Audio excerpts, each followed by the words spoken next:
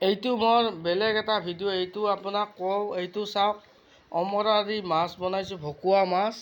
এয়া মাছ।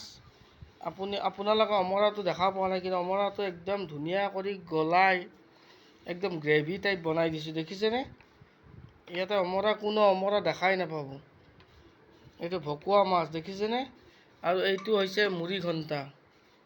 এই ভকুৱা মাছটোৰে মাথাটো। এইটো চাওক, আপোনালোকে চাওক এইটো। এই ভকুৱা মাছটোৰ মাথাখিনি কিমান ধুনীয়া কৰি বনাইছোঁ, মুগৰ দাইলৰ লগত বনাইছোঁ।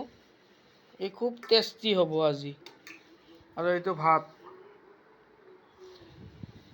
এইটো মানুহে অমৰাটো দেখাই দিয়ে, কিন্তু মই আজি অমৰাটো দেখা নাই। অমৰাটো আপোনাৰ একদম গলাই পেলালোঁ।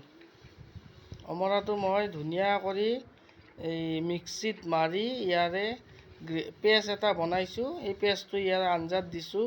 কি ধুনীয়া হৈছে চাওক।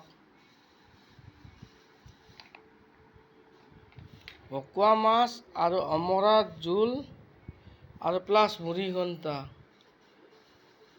মানে এই মুড়ি ঘণ্টাটো বনালোঁ কি কাৰণে, চব্জি নবনালোঁ।